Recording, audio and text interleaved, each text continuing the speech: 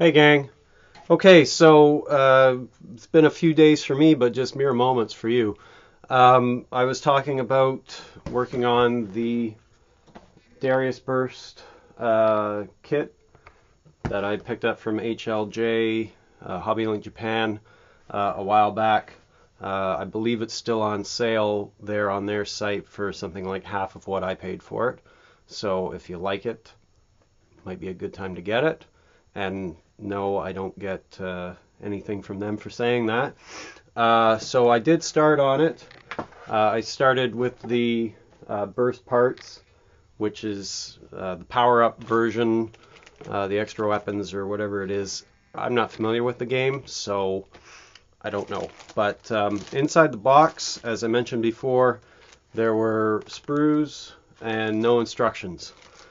4 of these and 4 of these. And the reason there's no instructions is if you're even a rudimentary model or English speaker, model builder, you can see from the box art, you get the gist of how these parts go. So it's not that difficult to figure out.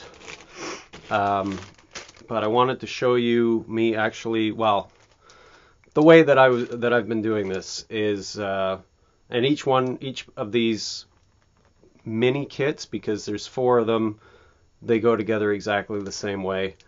They take me about 20 minutes to a half an hour to put together each, just because I'm being really careful at how I remove them from the sprues. Also with this kit, with the ship part, there is an instruction sheet, but all it shows is where the decals go. So I'm assuming that these are all molded in color. The blue parts are actually clear plastic, so I'm really careful with them when I'm trimming them, because as any of you who've used clear plastic kit parts know, clear styrene is brittle, and the last thing you want to do is have a nice crack go right through something like that when you're trimming it off the sprue, because there's nowhere to hide that. You can't really repair it and not have it still show up. At least I can't. Maybe some of you with more experience than I have can, but that's just me. And the only tools I've been using for this are nippers. These are what I use for despruing parts. I got them for like $1 at a local surplus store. And I've been using my number 11 X-Acto. And actually, I had a duller blade in here, and I enjoyed that a bit more, because even though I would go over each of the nubs that was left off the sprue a few times with it to smooth it, what I did was I noticed some nicks in that in the blade, so I put in a fresh blade.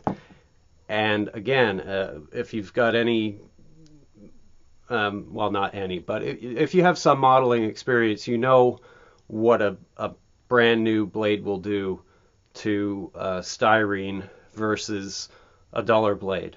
So when I'm trimming off the nubs with the new blade, I find that I'm actually catching more of the plastic and maybe shaving off a bit that I don't want to take off. That wasn't happening with the broken in blade. So, but let me just show you what I have so far. I've got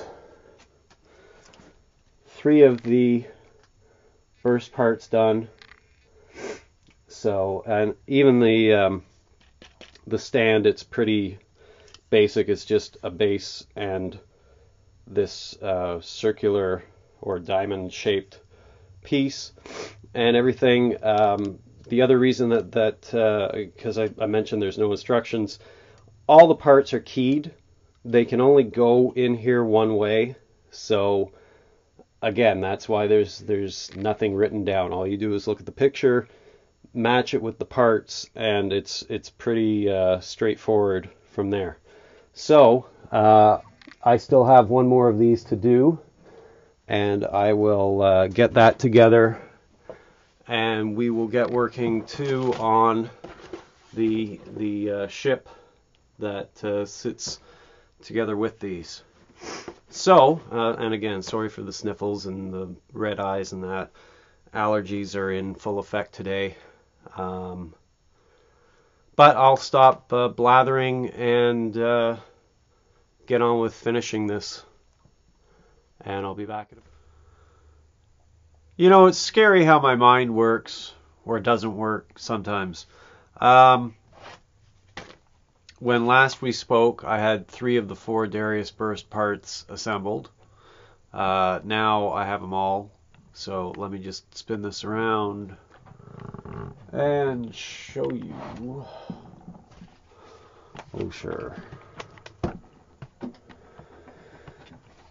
There it is, all 4 parts in the circular pattern.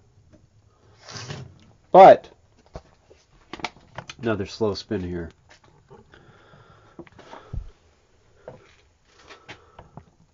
So as I was saying, it's scary how my mind doesn't work sometimes, because I got that together, and then I was going to start on the ship that goes with it, right here. And I'm looking at, well, I started taking out the sprues, and I thought, boy, that's really silly that I don't have instructions for this. And then I remembered that way back when I pulled the instructions out of a bunch of my Japanese kits, because I was trying to figure out the paint colors. So there's the instructions for the BurstParts kit. Good news is I did it right. The not so good news for colorblind twerps like me is the paint callouts are all in Japanese. Go figure, it's a Japanese kit, right?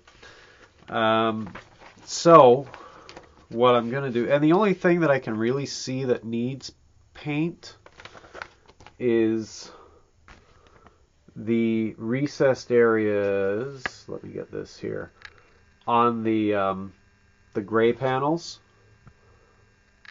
You can see that in that shot there that they're kind of a different color. I'm talking about that little bit right there, right where the blue meets the flap. Here, hang on a sec.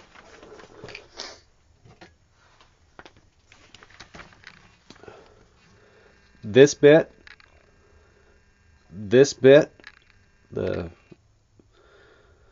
zigzaggy bit, and the other zigzaggy bit. But I'm thinking, well, if I paint that, then I might need to paint the higher up parts too, not the recessed parts. So that, I know that's going to be the top 2 colors here. I figure the blue is the color for the clear blue styrene, and the black is obviously the stand. So there's that. And then, the other good thing about it is that I found the instructions for the ship as well, which you could probably guess isn't as easily put together as the BurstParts are. And again, there's more color callouts here. The bottom 2 I'm going to ignore, because again, that would probably be there's a clear blue cockpit and black obviously for the stand, but the red I might want to repaint, just because it's just bare plastic. And I know Japanese kits are good, but I don't think that the injected styrene is just going to give me a perfect finish, as it might, well, on a smaller kit or something like that. So, it's time for me to get out my magnifying glass and my other, some other Japanese instructions, particularly like the fine molds ones, because I find that, giving away all my secrets here, I find that on the fine molds kits they have the Japanese writing and they also have the English version, or at least you can figure out if they give you like an XF, which would be a Tamiya flat paint,